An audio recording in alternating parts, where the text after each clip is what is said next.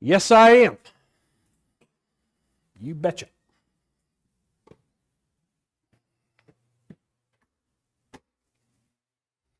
Okay, so let us begin with our questions and our comments and our consternations that happen to apply today.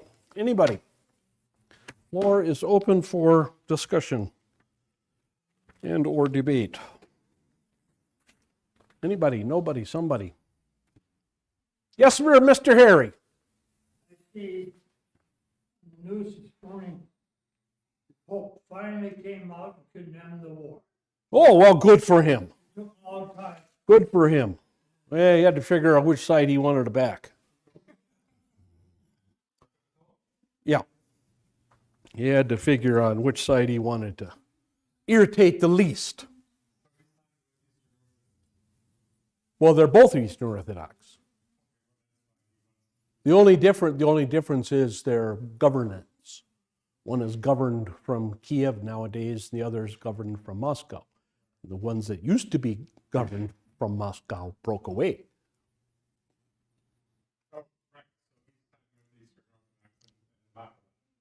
He's siding with the breakaway bunch, hoping that maybe like the Uniate, what's called the Uniate churches, they will look to Rome for leadership. So, anything else? I don't have any really, to be honest with you. I don't really care one way or another. What they finally do with Iran is very inconsequential.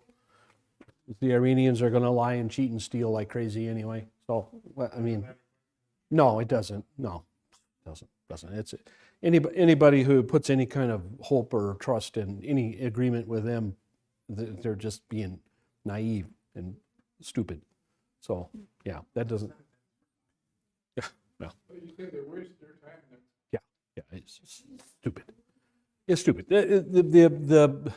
The Muslims in charge of Iran, the Shia, have a completely different viewpoint towards the world than either the Sunni or Christians or Jews. I mean, the Sunni, the Christians and Jews, they're all, they're all looking for the last day, but they don't necessarily hurrying it up. Whereas the Shia want to hurry it up. The Shia feel that it's their responsibility to bring about the coming of the final Mahdi, the 13th Mahdi, and the end of the world. So they want the world to end, and they believe that humans will end it, and they want to lead that. So they have a theological reasoning to want nuclear annihilation. They actually desire that. That's actually their goal. So and nobody seems to understand this. Nobody in the State Department, nobody in the Pentagon, nobody among the allies, nobody seems to understand the theological bent behind the Shias in charge of Iran. I don't understand that. And then they're very plain about it. They're very, all you have to do is know a little bit about Shiaism and their eschatology, and you will see this plainly. I don't understand why people don't see this. You can't make a deal with people like that. The whole point of any kind of deal is to break it and bring about nuclear exchange. That's their goal. So I mean, I just don't understand. I think it's just a symptom of not wanting to deal with religion in general. Everybody likes to talk about God, you know. Oh yeah, we all believe in God. Yeah, everybody likes to talk about God. Everybody likes to talk about heaven. Everybody likes to talk about this stuff. But either they don't really believe it, or it's just so far off, and it's so far out of their life that what does it matter? It's like people don't understand. They don't understand Putin and his brutality and cruelty towards Ukraine. This is a holy war to Putin. I don't think anybody gets that. This is a holy war as far as he is concerned. It's a holy war. It's a crusade to wipe out what he sees to be liberal, faith-destroying beliefs and practices in Ukraine. He said that numerous times. But again, nobody wants to talk about it. Nobody wants to talk about the fact that he wants to wipe out the LGBTQ community in Ukraine. I think I've seen one article on it. But he has made that very clear.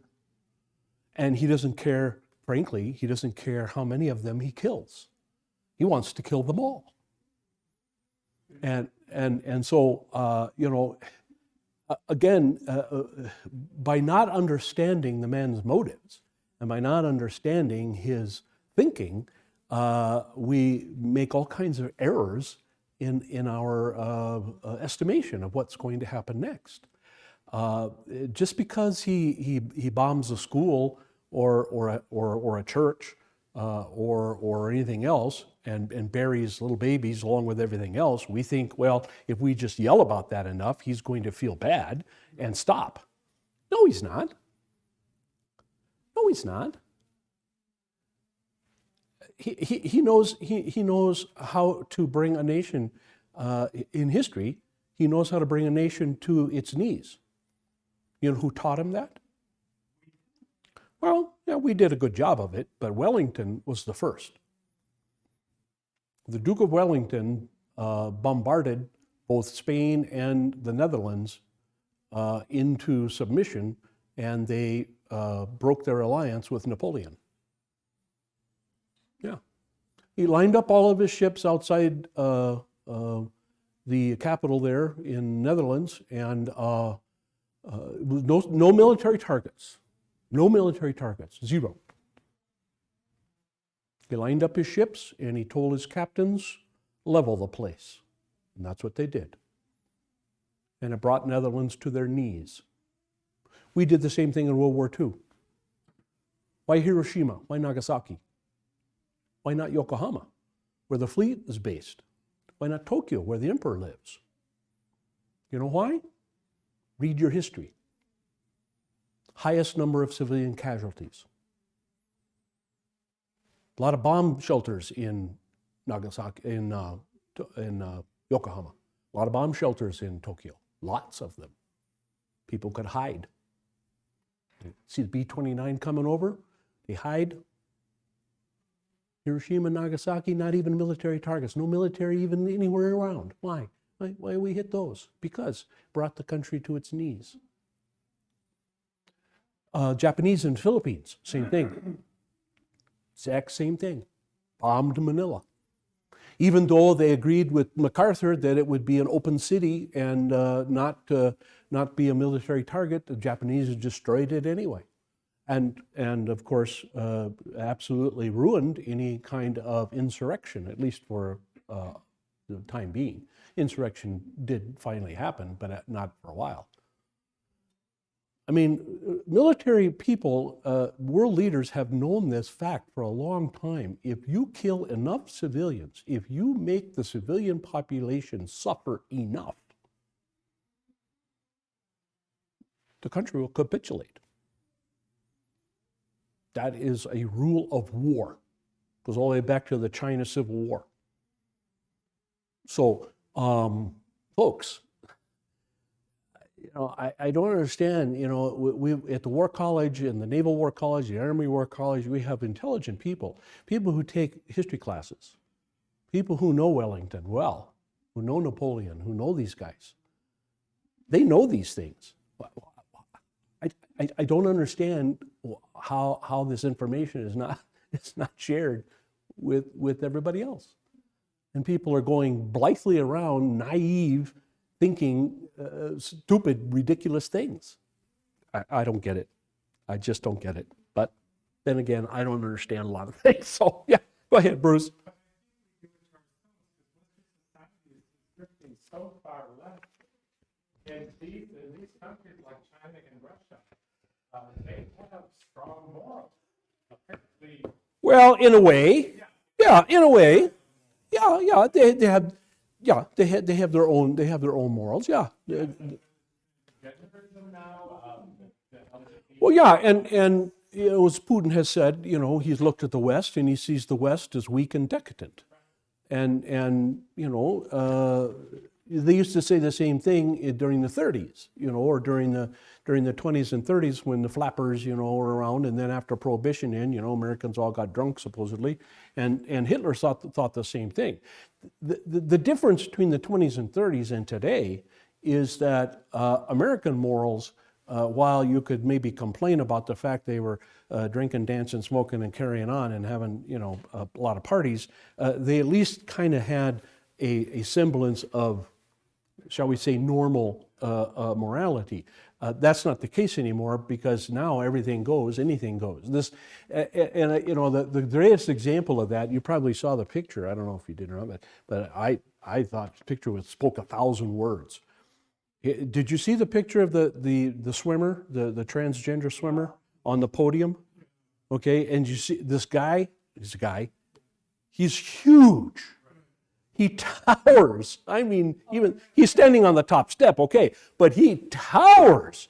They took another picture of him, them all on the same level by the pool, and I mean, this guy towers over these two women that were second and third. And you know, you just look at this and you go, what moron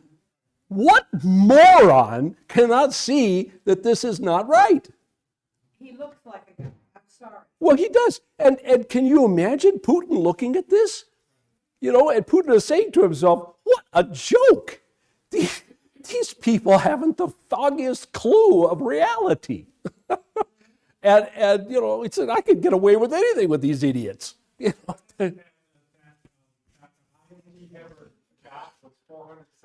Yeah, he was ranked 426th, I think, as a man.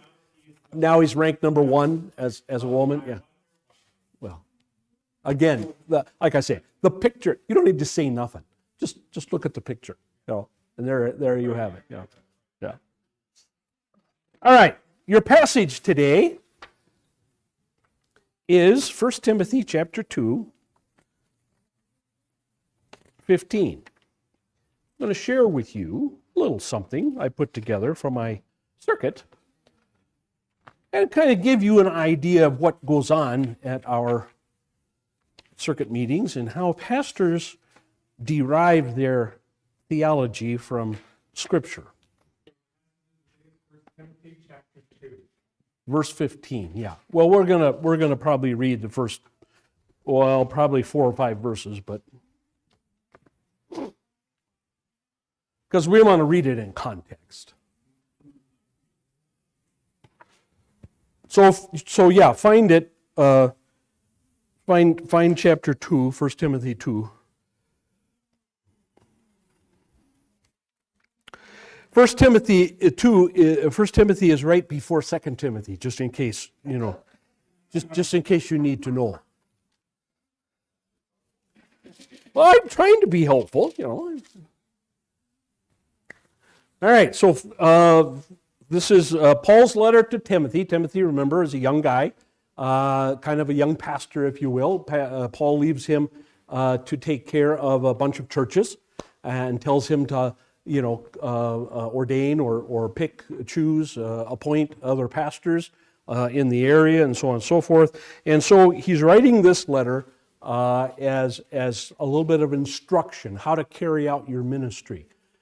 These are called pastoral epistles because they talk about, you know, again, pastoral items that pastors have to deal with on a regular basis. Let's actually start at verse 12, and we'll go from there. Verse 12 says, I thank Jesus Christ our Lord who has strengthened me because he considered me faithful, putting me into service. Even though, that's chapter 1. Chapter 2, sorry. Excuse me. Let's start at verse 9. Chapter 2, verse 9, sorry. Chapter 2, verse 9. Likewise, I want women to adorn themselves with proper clothing. Well, why does he say likewise? He says likewise because he's going down the list. If you look up at chapter 2, he talks about all people, give prayers for kings and everybody like that, and talks about God wanting to save everybody. And obviously the kings, the government is there for that reason, so that the gospel can be preached and people can be saved and so on and so forth. And then he goes down further. He talks about himself, verse 7, I was appointed as apostle and a preacher.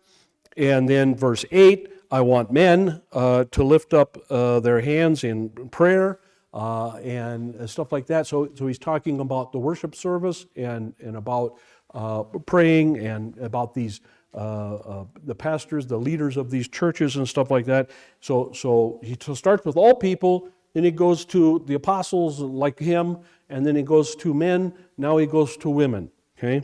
So women, verse 9, likewise, I want women to adorn themselves with proper clothing, modestly and discreetly, not with braided hair or gold or pearls or costly garments, but rather by means of good works, as is proper for women making a claim to godliness.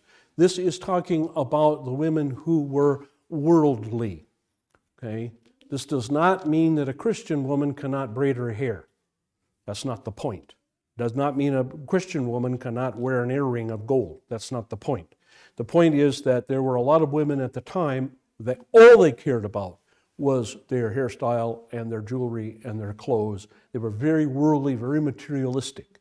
And so Paul's basically saying, you know, if you're gonna adorn yourself, if you're gonna want to make yourself look good, okay, fine, but make yourself look good in the way you act and in your priorities in life. That's better than making yourself look good just on the outside. I think we would all agree with that. So that's not a tough thing. A woman must quietly receive instruction with entire submissiveness, but I do not allow a woman to teach or exercise authority over a man, but to remain quiet. For it was Adam who was first created, and then Eve. And it was not Adam who was deceived, but the woman being deceived fell into transgression. Here he's talking about what we refer to as the headship principle. Okay? The headship principle basically says males are the head, females are the helpers. That is the original creation even before the fall. And it's important to remember that. Even though he mentions the fall here, the headship already existed before the fall. All right? So in other words, in a perfect creation, God has an order.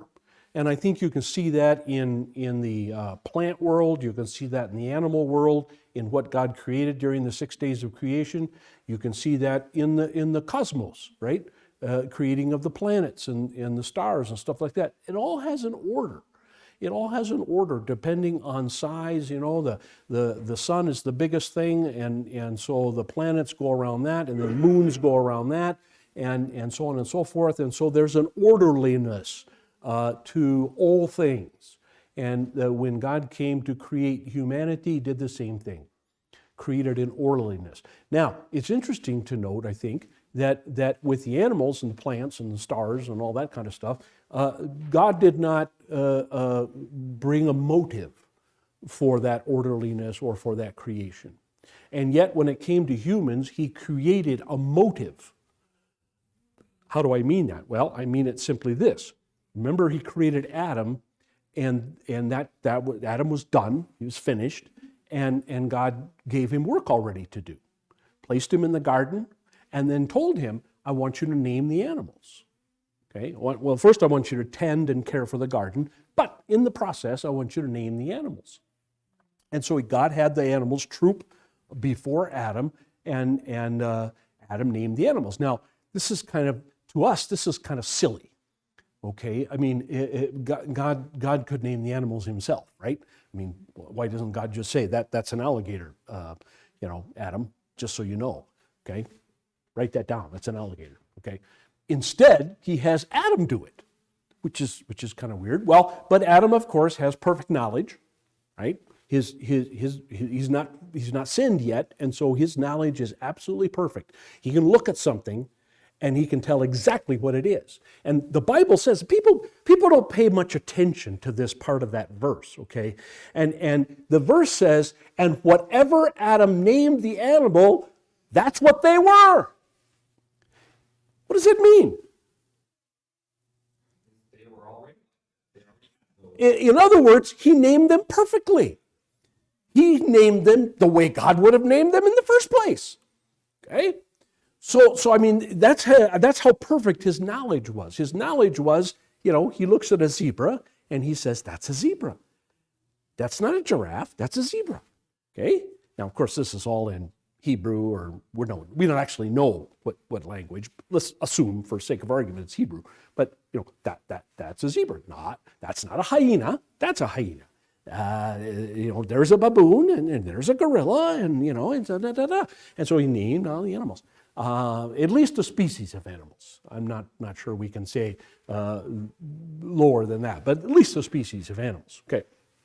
So and what happened at the end of that? When Adam was done naming the animals, what did he say? He said, it's kind of an interesting thing here, God. I'm naming all these animals, and a lot of them are, 2 by 2, except for the rabbits that are, 30 by now already. But anyway, I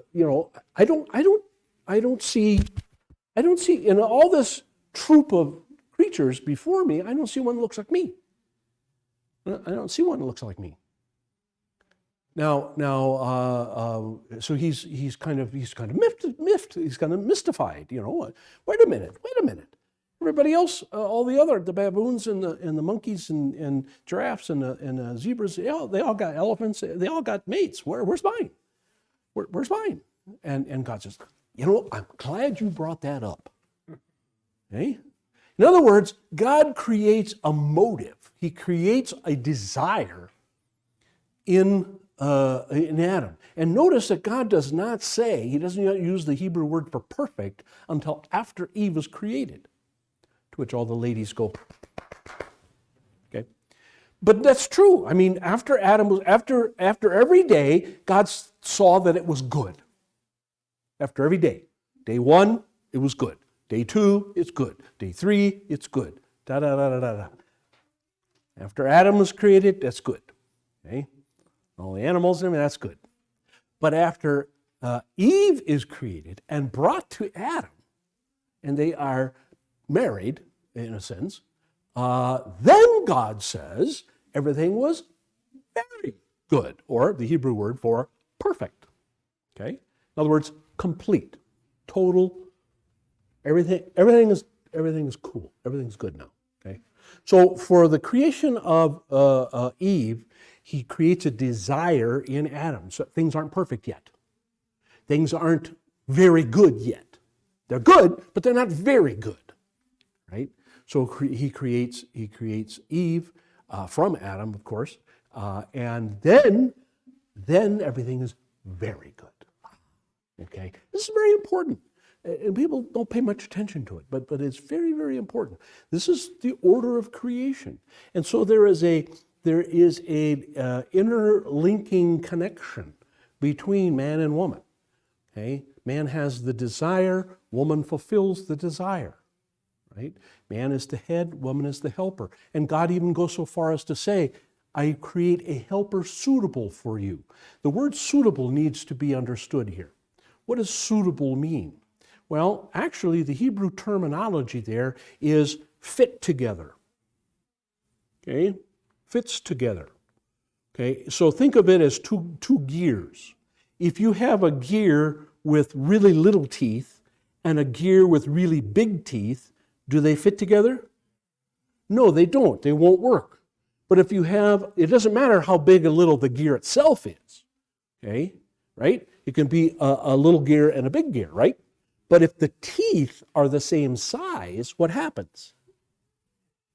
They mesh, okay? They work. That's the Hebrew terminology. That's what the word means. Suitable means they fit together. They work together, okay? And obviously there's a sexual connotation there. We all know, okay? So that's not hard to figure, okay? So there is a meshing or a connection that God himself created.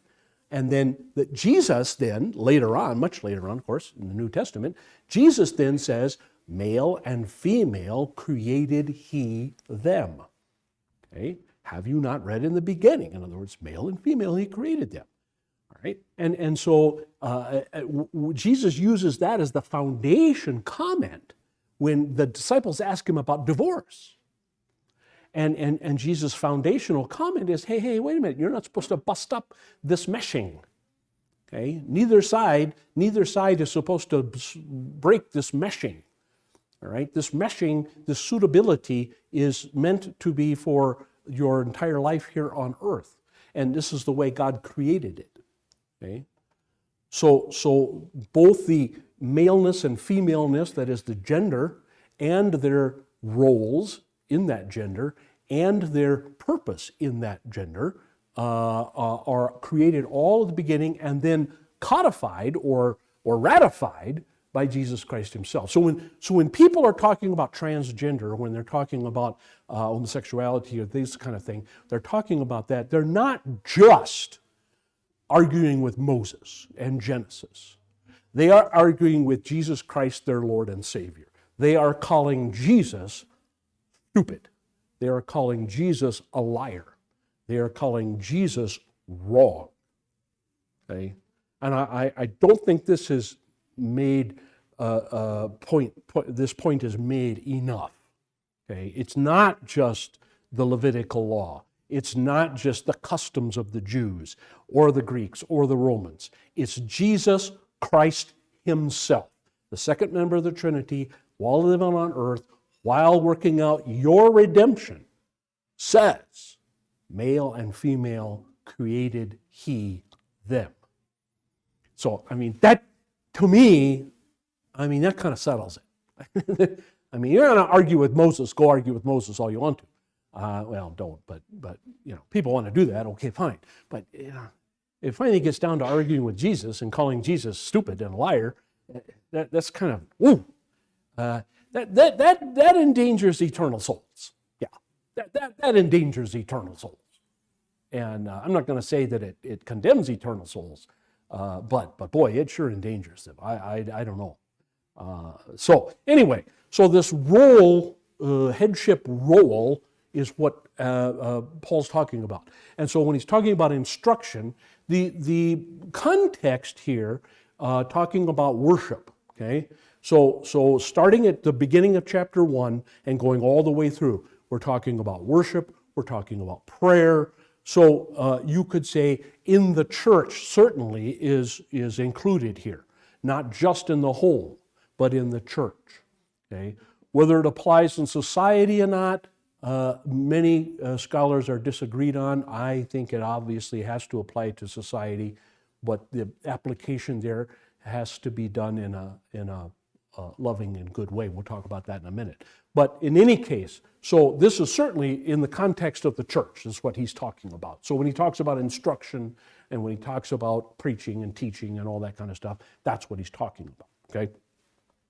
So going on to the last verse, verse 15, but women, and this is the one that confuses a lot of people, okay? Women will be preserved through the bearing of children if they continue in faith, love, and sanctity with self-restraint. Now, this sounds to a lot of people like work righteousness. This sounds like, well, men, they got to believe and all that kind of stuff. Women, they don't got to do nothing except have babies and they're saved. What's with that? That's what it sounds like on the face of it, okay? But you have to look a little closer. And when us pastors, we get ready to preach on something or we get ready to teach in a Bible class, this is what we do. This is a terse, as I say up here, a terse example, but this is what we do, okay? An exegesis means you pick it apart. You look at not only the words, you look at pieces of words. And you look at the grammar of the words. You look at the order of the words. You look at punctuation. You look at everything. Okay, that's what exegesis means. Okay, Exegesis means you take out of these things everything you can, right?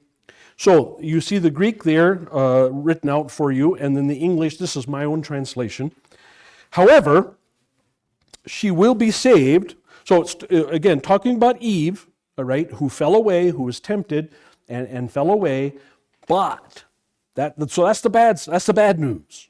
What's the good news? Well, the good news is she will be saved through the childbearing if they, and now most translations don't bring this out, but as you'll see in a minute, as I'll point out in a minute, it changes number from singular to plural. So it changes from she to they, and there's a reason for that. Okay? But anyway, remain in faith, love, and sanctification with self-control. So let's look at the notes, okay? It says, will be saved. So thesetai. So thesetai is a common word used in the New Testament, and it usually means saved in the sense of saved eternally. It usually means, the vast majority of times it's used, means it's saved from hell. Saved from damnation, saved from sin, etc. Saved all that. So it's a future, so will be. It's passive. Okay? So the person is not doing the saving. Somebody else is doing the saving. They will be saved by somebody or by something. Okay? And it is singular. To save, heal, preserve, rescue, deliver, or protect. So it has a wide variety of meanings. There are places in the New Testament where it doesn't mean saved from hell. I'm just telling you that the majority of times that's what it means. Does not necessarily mean that's what it means every single time. But I'm just saying the majority of it is saved from hell. The other times are these other words, to heal, to preserve, to deliver, to protect. Through, this is a very important word. Through, a preposition denoting the channel of an act, not the cause. If it was cause, it would be a different Greek word there. Probably by or in. But the fact that the Greek is dia, meaning through, is very important. Okay? Childbearing, teknoegosnion, genitive feminine singular, obviously feminine, right? Well, the Greeks knew what they're talking about. Okay? Men don't have babies, usually. Well, at least they didn't used to. Childbearing, it also has a very much broader meaning. It doesn't just mean having the baby as in a delivery. It means rearing the baby too, okay, or the family, right? Childbirth, to bring forth a child, but then it has that broader connotation, okay? And I like that broader, the childbearing. That's why it has the article the, because it stands for a whole class of work. Okay? Now, some scholars, I will tell you, believe that this is a reference to the birth of Jesus. In other words, they say that what Paul is saying here is the reason women are saved is because one of them, namely Mary, had a baby called Jesus, who was the Messiah. That has a fairly common interpretation, but it really doesn't fit the context at all. Doesn't fit the context. Nobody's talking about Mary here. Nobody's talking about the incarnation. Nobody's talking about the birth of Jesus as the Son of God into the world or anything like that. And so to say that the article here is referencing a particular childbirth is way off the mark. The childbearing means the entire genre, if you will. Okay, I can't think of a better word. The entire work from conception to, bye, have a nice time in college, or whatever, or glad you got that job on the East Coast. Okay, so that entire child creating, birthing, rearing, caring for, etc., the whole thing. That's why it has the article the childbearing. Okay, all right. If they continue, okay, It is a subjective, which subjective means that there's a condition here. Okay? So they'll be saved as they raise a family if they do what everybody else needs to do. Stay in faith. In other words, saved by grace through faith, just like everybody else. It's not saying that she's going to be saved by having babies. It says she's going to be saved in her work, in her duties, in her life, the same way everybody else is going to be saved, which is by faith. Okay? By faith, belief, trust, confidence, fidelity, faithfulness. Okay? Her faith, the faith she possesses, the faith given to her by the Holy Spirit. Okay? And love and holiness with self-control. Isn't that the way we're all supposed to live? Yes, we all live faith in Jesus Christ as our Lord and Savior, right? And in love for the brethren and God's Word and God, of course, and holiness, following God's will, and self-control, fighting temptation. Folks, this is not at all proclaiming any kind of salvation by works in the least. This is just saying, hey, if you're upset, woman, because you're a daughter of Eve, and Eve caused a lot of this problem, which, side note, the Bible never calls original sin the sin of Eve, always calls it the sin of Adam, by the way, just so you know, okay? But be that as it may, Paul is concerned here that Christian women might feel guilt. They might feel like they're lesser people. They might feel like they are second-class citizens in the church. Not at all. No. They'll be saved like everybody else. They'll be saved as they live their lives. And they live their lives in faith in God, which the context of Scripture tells us comes from the means of grace through the Holy Spirit, and by then love and holiness and self-control. Okay? So it's not a hard passage. The reason people make this a hard passage is because they don't think. They don't think. They don't put in enough oomph into it. And this is why we do exegesis, all right? So that we don't preach from just the top of our head. Okay?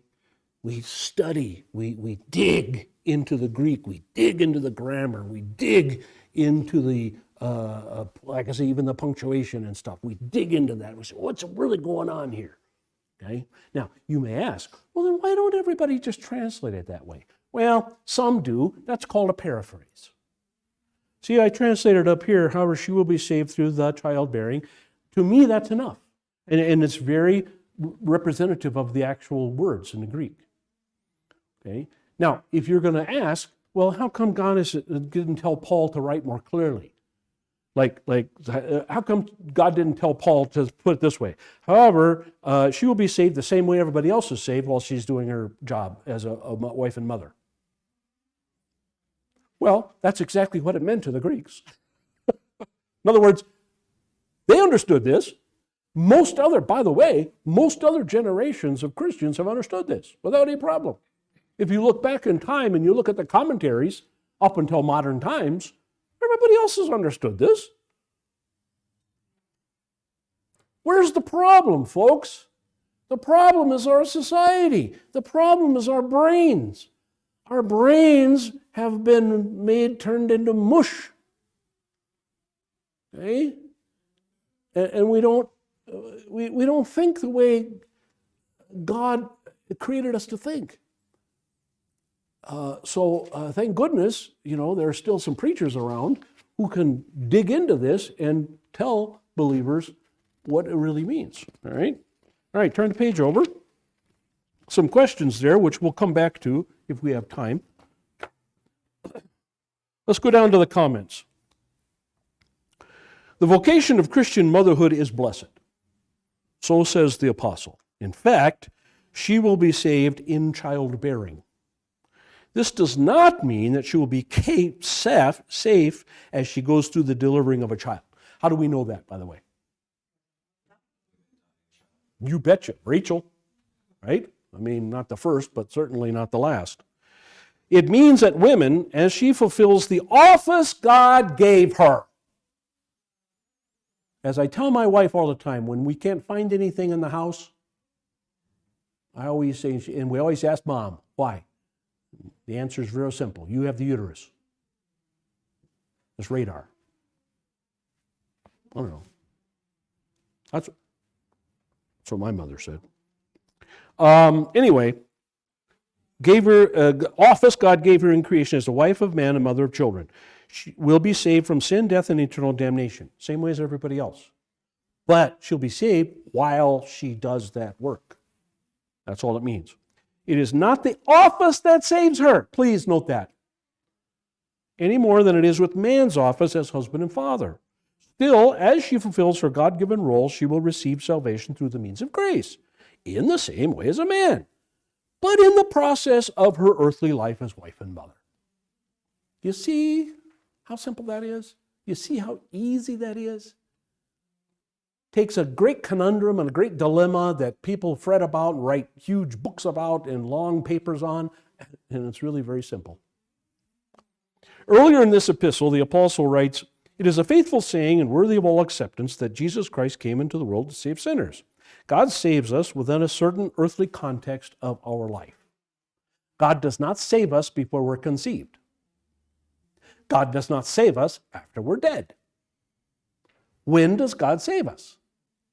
Between those two events. Usually after we're born, but not always, as in the case of numerous people in the Bible who were given saving faith while they were still in the womb. He does not rapture us out of the world when the world becomes too godless for us to tolerate. If that were the case, we'd all be gone. We'd all be home in heaven right now. I don't know about you, but I ain't tolerating this world too well. He saves us within the vocation to which he calls us. This is what Luther used to talk a lot about. Luther was the only guy in the Middle Ages to talk about the divinity of vocation. That your vocation in life is divine, that it is given to you by God, that God directs you. And it starts with your vocation as man and woman. That's where it starts. And then as man, your vocation, whatever it is, husband, father, etc., wife, mother, etc. And so our vocations include those things. And then later on, as God gives us gifts, we have a vocation for math, or we have a vocation for history, or we have a vocation for speaking or teaching, or we have a vocation for training others in ways. We have a vocation for computers. We have a vocation for ledgers. We have a vocation for our hands to fix carburetors. Well, I guess they didn't make carburetors anymore, but you know what I mean. Okay. So, and Luther taught that those things are divine. They are gifts of God in the same way that faith is a gift of God.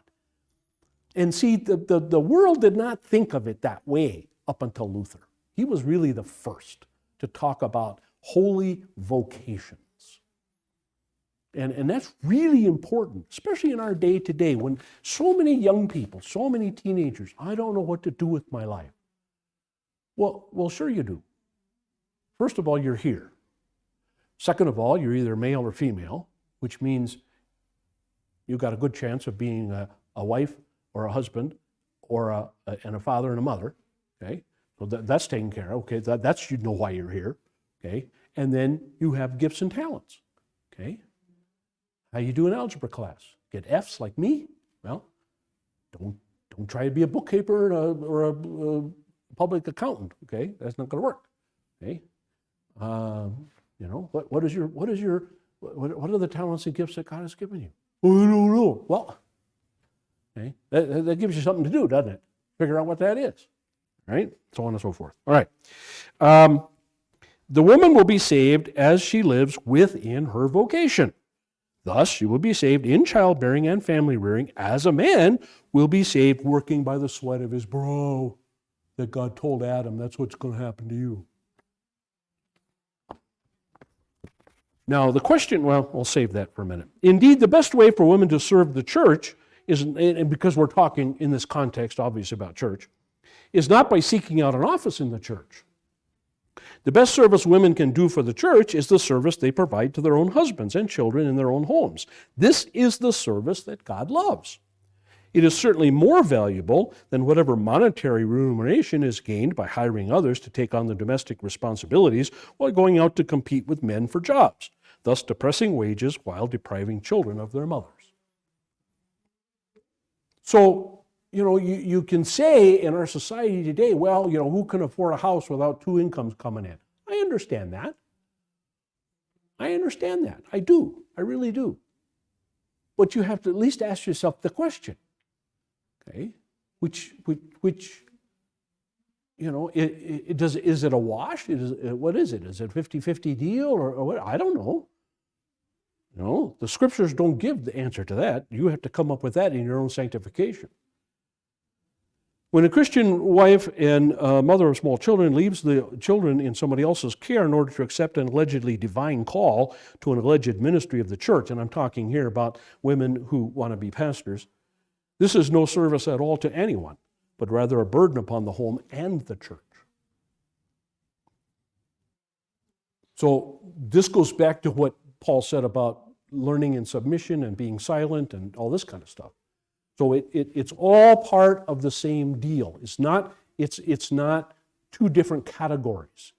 A category for one set of women and a different category for a different set of women. No, that's not the point. The point is, stay in your vocation. Men, stay men. Be husbands. Be heads. Be fathers. Women, stay women. Be wives. Be mothers. Okay? Be helpmeets. That's all it's saying.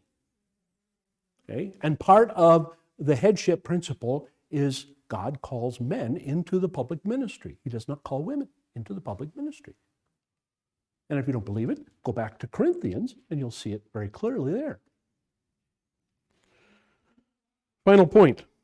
This is not to say that there are times when a Christian couple may decide that it is more necessary for the woman to work outside the home for some reason. Understand that. The world is not as it was when Paul wrote this.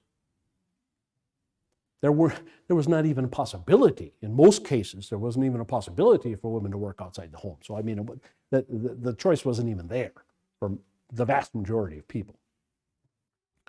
But this should not be the first thought for believers or the procedure that is seen as normal. The church does itself a great disservice by not holding high the God-ordained office of wife and mother as the most noble goal for all women. And I don't think the church is doing that. I don't think the church is doing that at all. And I think, frankly, this is one reason why the church is dying. Because one of the reasons the church is dying is simply because there are a lot fewer children in it. And the reason there are a lot fewer children in it is because the church, in my opinion, is not pushing that vocation the way it used to. It's thinking normal. Normal is, I'll give you pastors, for example. Let's talk about us guys, okay? Let's talk about pastors. When I was in college, my pastor friends that were 10 years in the ministry and such already, there wasn't a single one of them who did not have 5, 6, 7, 8, 9 kids. Not one. Not one. I mean not one. When I got into the ministry in 1981, and I go to a circuit meeting, sitting around the table with these guys, not one of these guys had families smaller than, I would say, 4. Okay? In my class, however, okay, and I can talk about, there are 55 guys in my class. A few of them never got married at all, okay? That's like Paul says, God creates some eunuchs once in a while. Anyway, then a bunch of them did, and most of them have 1 or 2 kids. I have I have the most of my entire class. I have 5. That's the most. That was considered to be small in classes before us. Now it's considered to be crazy. Because now when I say, when a new pastor comes into the Tucson area and I meet him for the first time, oh, how are you? Yeah, you've been around a while? Yeah, I've been pastor 40 years. Oh, 40 years. Well, what's your wife do? I said, my wife stays home, pretty much. And, well, really? Have any kids? Yeah, 5. 5? Oh, my goodness. What are you, nuts? You know, I figured out what causes that, you know. Yeah, that's the difference. Okay, and obviously this is why, you know, Sunday schools are empty, vacation Bible schools are empty, and churches are empty, frankly. And I don't know about you, but I don't see huge articles in the Northwestern Lutheran or the Forward in Christ about this. I haven't heard our synod, our church body, send out anything on this topic, or have a Sunday. Let's have a Sunday. You know, Mother's Day. Okay, in our church body, Mother's Day is a big day. Oh yeah, big day, big day. But they don't talk about this. They don't talk about this. They talk about everything else. They don't talk about that. So, that's my 2 cents. Go back to the question since we have some time. Regarding the term saved, it is clearly not possible for this to be a kind of salvation by works, obviously, as that is ruled out by the rest of Scripture. How then are women saved by having children? Well, they're not saved by having children, the answer would be. They're saved as they have children, or better put, they're saved as they live. They're saved as they live their lives. And this is just Paul's description of the normal way in which they live their lives. Number 2, childbearing more than the birth process itself. Yes, and you can put down the entire, however you want to put it, shooting match, the entirety of life from beginning to end, or at least beginning to kick them out the door when they're 18 or whatever. How is it possible for women to maintain faith, love, and holiness in the sinful world? No, it isn't, any more than it is for man. But we can, to a certain degree, do that, of course, by the grace of God. By God's grace, guided by the Scriptures, and our following of His will, as He gives us the strength to do so, we can do those things. To what kind of self-control is Paul referring? Well, the kind of self-control that goes against the grain of the world. Because the world, the devil, and our flesh want us to go one way, and that is toward self. And so the first time this happened to me, I was only in the ministry a couple years, 3 years maybe, and I had this young couple in my congregation, and they came to me and said, we've decided to get married. And I said, okay, good. And in those days, I was silly enough to believe that, running them through 6 weeks or 3 months of premarital instruction would save their marriage. I very quickly decided that's a bunch of nonsense. But anyway, back in those days I did. So anyway, one of the sessions we get to talking about marriage. We get talking about children. And at the very beginning of the session, we started talking about, well, what do you think about, children, of course, and all this kind of stuff. And they very, very blithely, very nonchalantly, now they were in their early 20s, and they very nonchalantly mentioned, oh, we're not having any. I said, what? No, we decided we're not having any. Well, okay.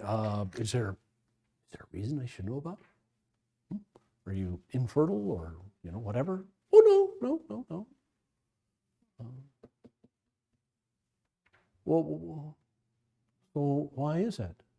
We want to devote ourselves to 2 things: in our spare time when we're not working. And I said, what's that? Our dogs and travel.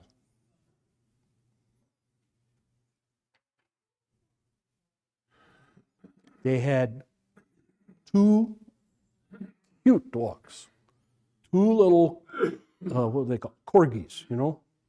Queen Elizabeth's favorite dogs, corgis, little short-legged things.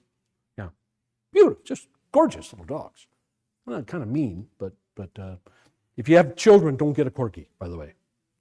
Anyway, just adorable little dogs. But that they were planning on breeding them and just raising corgis. That was going to be their thing, their side thing. And then when they're not doing that, travel. They want to be able to travel, and hauling kids along, that's such a pain. Now, it's interesting to note that they both were only children. In other words, they didn't have any siblings. And my first reaction, I got home, I told my wife, my first reaction was, find somebody else to marry you. I'm not interested in this. I finally did marry them. And then I moved away, and so I don't know what happened to them. But yeah, that was the first time that ever happened to me. And boy, I tell you, that blew me away. That just really blew me away. But they were, you know, they were nice kids. I knew their parents well. You know, they seemed to be good believers and everything. But boy, they were just self-absorbed, you know, just really self-absorbed. Both had really good jobs. They worked in Madison, up in Madison. And I think he was in, either one was in real estate and one was in stocks and bonds. I forget which was which, but one was in real estate and one was in stocks and bonds. And they had really good jobs, had really nice cars, had really nice house that they were going to buy after they got married. A very nice place out by the country club and the golf course. But yeah, just self-absorbed, totally self-absorbed. Okay, so that's how we do it, folks. And this, of course, only one verse. You can multiply this times 3 or 4 or 5 or 6 if we have a longer text, and so on and so forth. So just kind of thought you would enjoy that just for fun, something new and different. And we have a few minutes, so we are moving on. I cannot tolerate any more Episcopalians. I'm done with Episcopalians. I'm not going to waste any more time with them. Now, if you have questions or comments that you would like to make on the Anglicans on pages that I didn't do or didn't go through, please feel free to bring them up. But I just, as I read through it, and I thought to myself, I just can't do this anymore. These people are worthless. So, not that the Presbyterians are all that much better. By the way, in case you're interested, we only have 3 religions left. We got Presbyterians, and then we're going to do Methodists, and then we're going to do Baptists, and then we're done. And this thing that started 3 years ago, I think, or something like that, will finally be finished with. Yes? I have a question back on Timothy. Go ahead. Well, you answered your own question. They are saved in their vocation, whatever it happens to be. In other words, in their life. No, obviously this is controlled by God. We know that. God says, I give life, I take life, I create, I destroy. So yeah, obviously it's in God's hands. And that's an interesting point, especially today, since we have so many, I forget what the percentage is, but we have a lot of couples, Christian couples even, in the church who are incapable, unable, for whatever reason, to have children. A good friend of mine lives in Tucson. She's been married now, almost 20 years. She's had 10 miscarriages, something like that. And she's a really good, she's a fine believer. It's kind of cute. Her family was, what were they? Baptist, I think, or Methodist, something like that. And she married a Roman, and he goes to Mass every single week. And so she goes with him.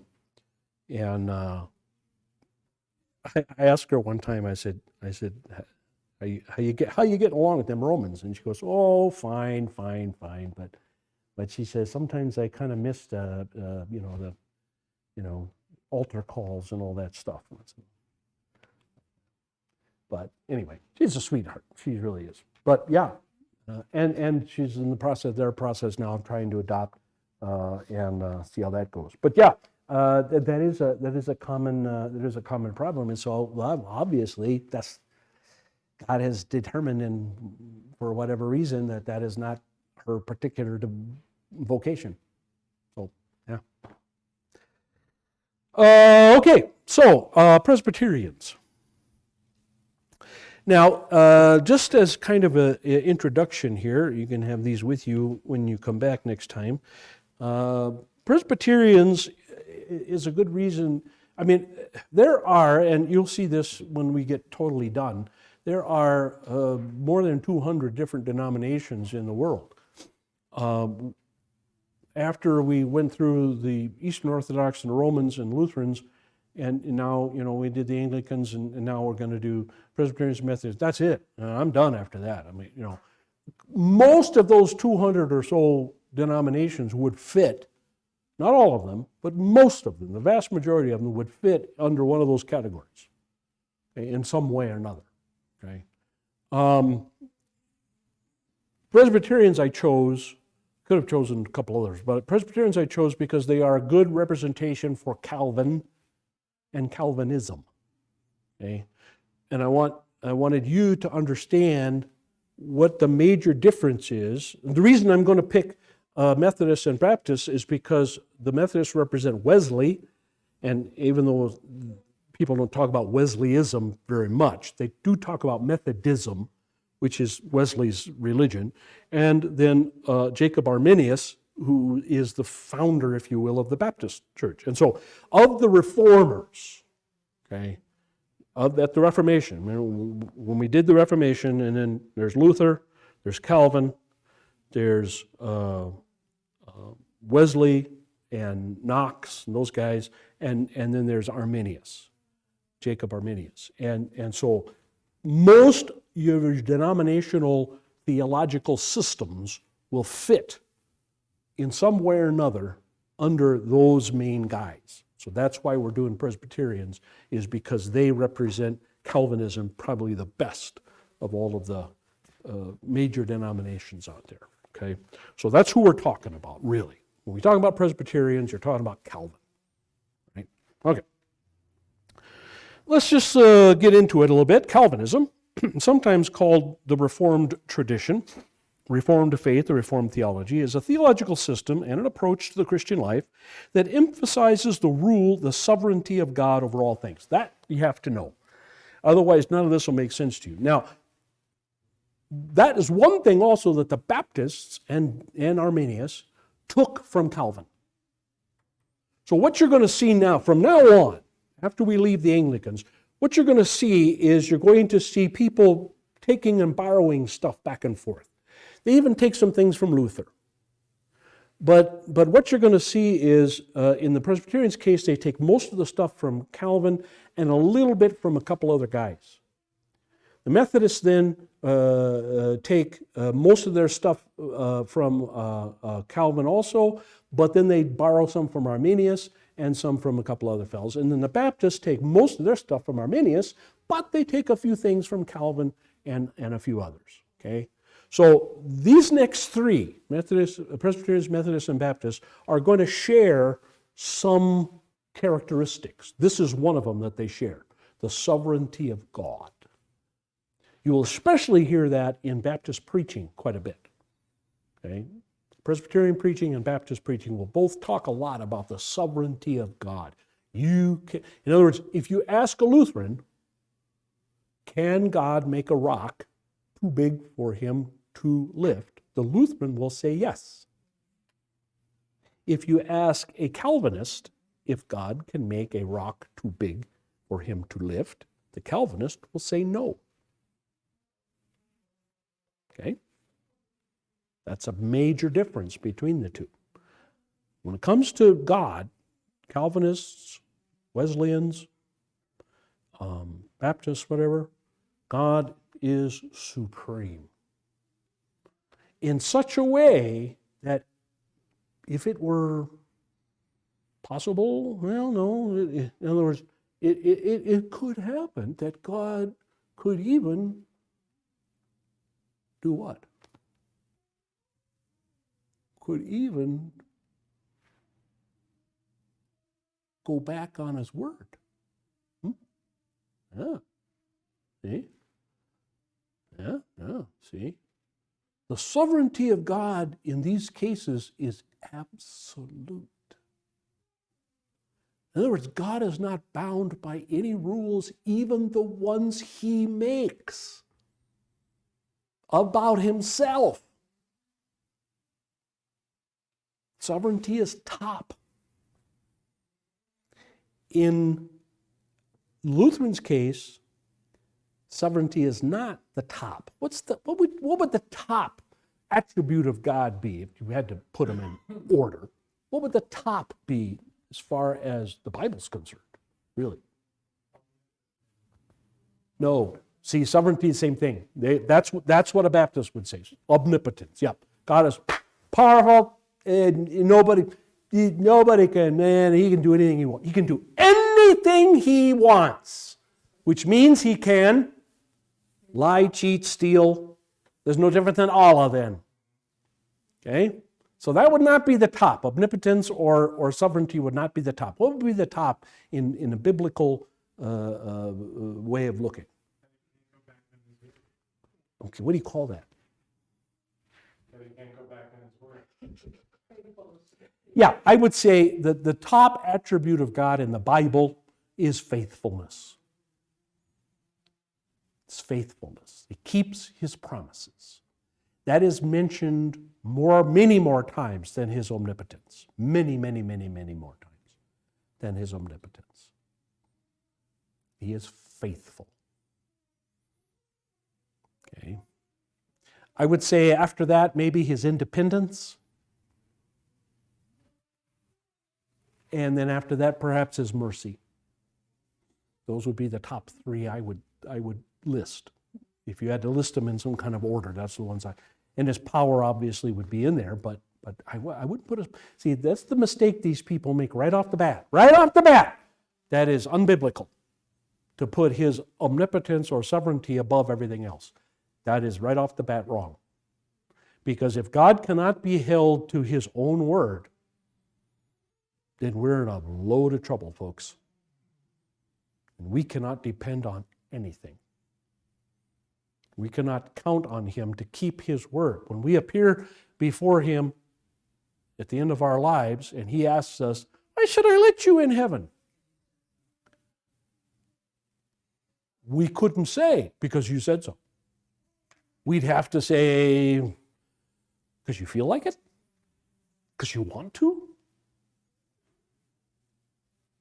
And that's just not going to cut it. The only thing that's going to really cut it is going to say, you promised. You said, we believe in your Son, we get in here. That's the only thing that gives us comfort in this world. Okay? That's the major difference between Lutherans and all the rest of the Protestants. I would include the Anglicans too. Even though they don't make a big deal about sovereignty, they're weak on God's faithfulness. Okay, so that's the point. Sovereignty of God over all things at all times and all places and every person, etc., etc., etc., etc., etc. It was developed by theologians such as Martin Bucer and Huldrych Zwingli, and influenced English reformers such as Thomas Cranmer, but it bears the name of the French reformer John Calvin because of his preeminent influence on it and because of its role in the confessional and ecclesiastical debates throughout the 16th century. Today, this term also refers to the doctrines and practices of the Reformed churches itself, of which Calvin was an early leader. Less commonly, it can refer to the individual teaching of Calvin himself. Okay, we'll stop there.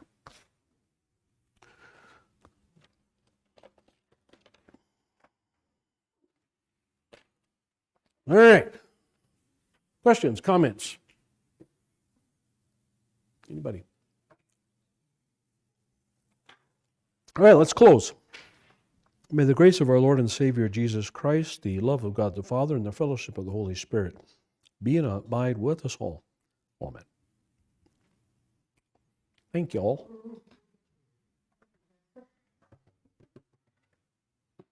Keeping you up, Tony?